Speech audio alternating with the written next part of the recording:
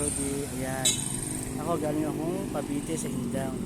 Tapos punta ako dito sa Santa Cruz, Laguna para dalawin ko yung airpod na nasa hospital dito sa Laguna Medical Center. Ayan mga ka-Rudy. Ayan, naglalakad ako niyan. Bumaba ako ng tulay sa Santa Cruz at nilakad ko lang ito. Ayan, mamaya makikita nyo kung saan ako nakarating. Pero ang haba ng aking nilakad niyan mga ka-Rudy.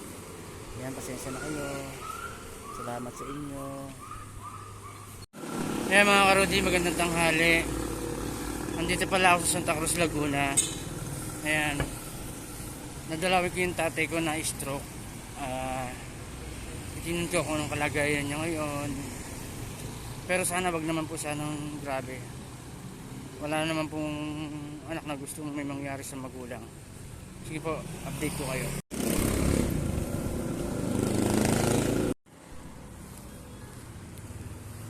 Mga ka-Rudy, tamang video muna tayo.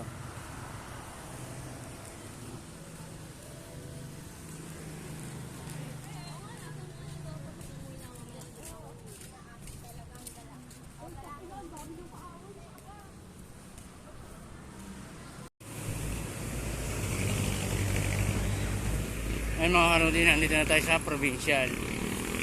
Yan, tamang lakad tayo.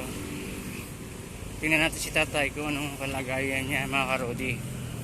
Yan, hindi ako mapagsalita kasi nervous ako. Hindi ko malaman kung anong gagawin ko. Yan mga ka-Rudy. Pasensya na kayo.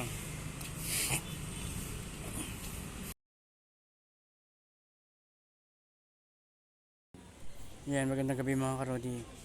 Dito ko napatunayan na ang buhay ng doktor at saka mga nagbabantay. Sa mga doktor may papasok, may lalabas na pasyente. Parang gano'n din sa mga nagbabantay. Napakahirap din ang sitwasyon. Lalabas papasok ka rin para mag-abid ng mga pasyente. Ayan. Yan, ganyan lang ang buhay. Talaga ang buhay talaga ng isang tao mga ka-Rudy. Swerte nga lang din mga ka-Rudy. Ayan. Dito pala ako sa Laguna Doctors. Ayan. Diyan ang tatay ko nakakumpay.